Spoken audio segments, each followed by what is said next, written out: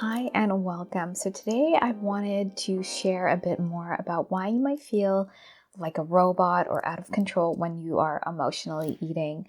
And so this is something that happens to a lot of emotional eaters. It's something that happened to me as well. And this can be happening where you're actually seeing yourself emotionally eat and you feel so robotic, like you're watching yourself emotionally eat and you're like, why can't I just stop? Like something completely outside of you has taken you over. Or this would happen to me as well. It can be, so that's very conscious and very unconsciously, you would have sort of an emotional eating episode, and then after realize what just happened, like almost have to go back and remember what happened.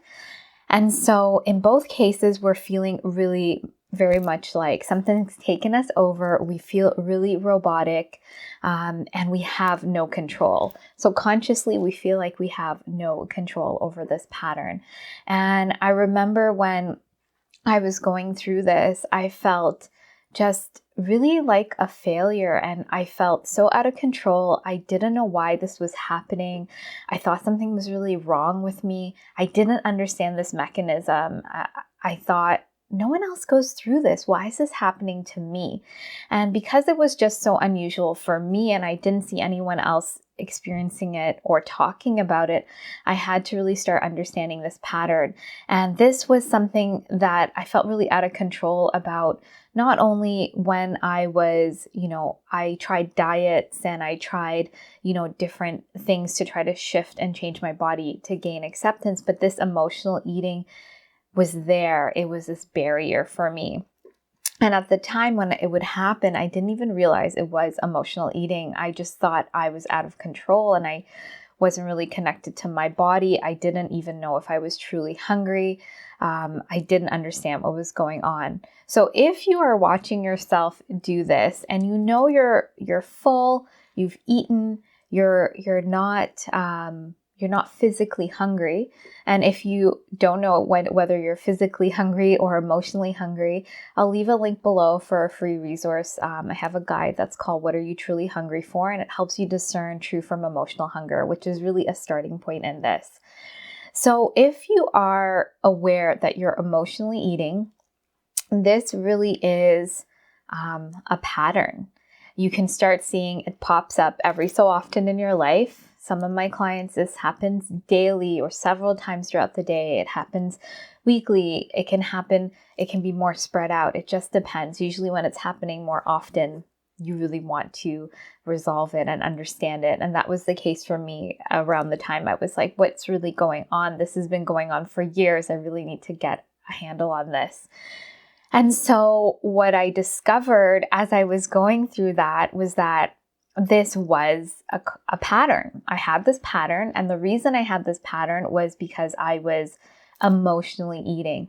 I was eating when I was triggered into some kind of emotion. And so even with saying that, it was like, okay, I have some kind of emotion. But for me, I wasn't very connected to my emotions. I didn't know how to express them. I didn't know how to feel or process or move through them.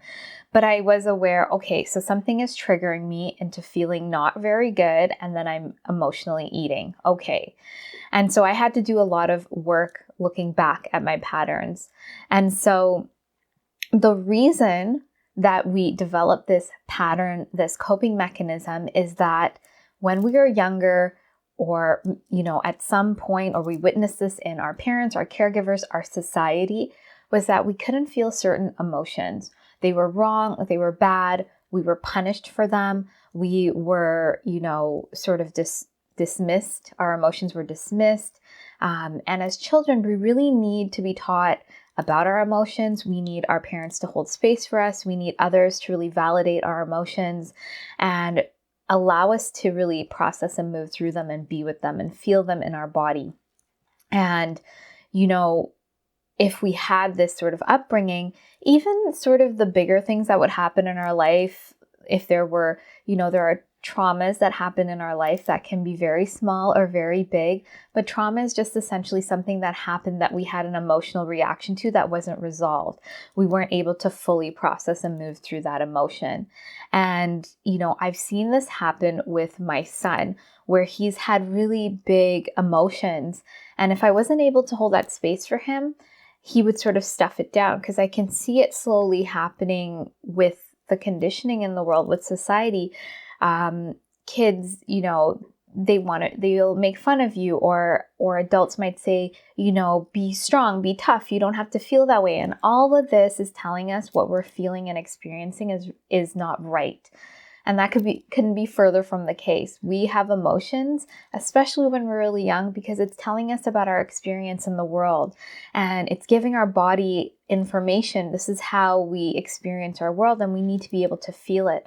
But when we we cut it off and we say it's wrong and we dismiss it and we feel ashamed of it, it's not that the emotion goes away. It gets shoved into our body and stuffed, and it's sort of sitting there in our nervous system, and our body is holding it, waiting to be expressed. And so what happens is, especially for emotional eaters, it becomes very uncomfortable to hold in these emotions because they are uncomfortable.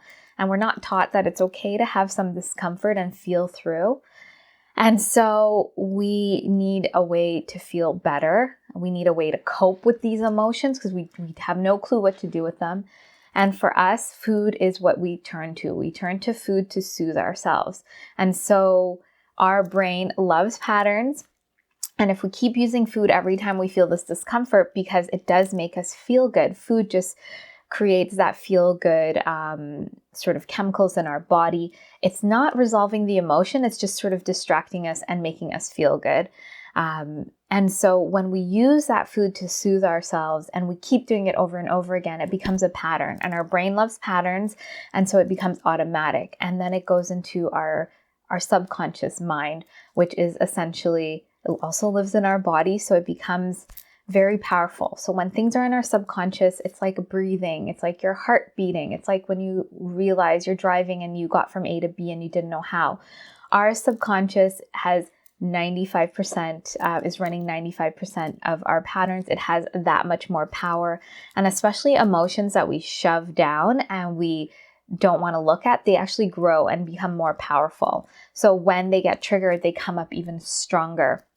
And so we go to that coping mechanism, that pattern, that robotic behavior, because it is almost, we want it, it's automatic. And so we have no control of it, because our conscious mind, the part of us that's trying to create our life, really is only running 5% of the show. Because if we were to do all the things the subconscious does, we would not be able to really do very much in our lives. So we want to have these patterns there, but some of them are detrimental to us, like emotional eating. They're not serving us. They're not helping us in our lives. They're not creating the health and wellness and, confidence and ease in our body that we're really desiring, because they were put in place to help us cope. And any coping mechanism is not resolution. Humans are not here to cope with life. Information from our emotions is meant to help us change and evolve. So we don't want to cope for the rest of our lives. We want to be living our lives and creating resolutions and new ways forward. And so this is all to say this pattern is robotic. It is, our bodies, our subconscious are running this pattern whenever we get triggered. And so our job, now that we've noticed this pattern, is not to try to pile something on top of the pattern, which is what we do with diets and over-exercising and to a degree even talk therapy, because they're all dealing with our conscious mind. They're all dealing with our day-to-day behaviors. They're at the surface of, let's say, an iceberg. We're kind of trying to change what the outside looks like in hopes that the inside shifts. And that's a really difficult way to shift an internal subconscious pattern. It doesn't help us.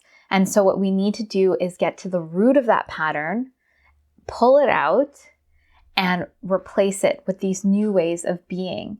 And so that is how we're not competing. Because when we're doing the diets and exercise and even talk therapy, and we're not getting into the root, we feel like we have to white knuckle everything. We're holding on, we're gripping, and we can't get this resolution. Why can't we just make it work? And our emotional eating pattern is running the show, and our resistance. All of these are patterns that accompany our emotional eating. So wherever we're trying to go and we hit a wall of resistance, there's something deeper going on. And it's not that you have to be smarter in the moment. If it's a really big thing, you're going to need to go deeper. We need to go deeper. We need to understand how we actually work.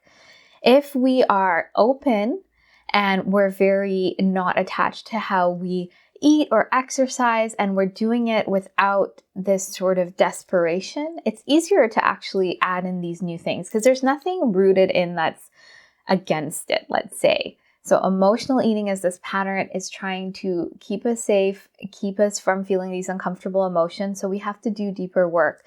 So we have to root out that pattern, and we have to resolve whatever created it. And we put in a new way of being, and we learn a new way in that process of how do we root these things out? How do we deal and move through and meet our true needs of those emotions and whatever is going on under the surface?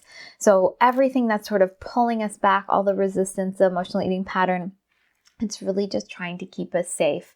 And so we need a way to move forward. And this is why in my program, the Emotional Eating Evolution program, and my other programs, doing this deeper somatic work. So this pattern, it lives in the body of uprooting and processing, resolving, and replacing with what we truly need. So actually truly meeting that need to move forward helps us create profound change. It's very powerful.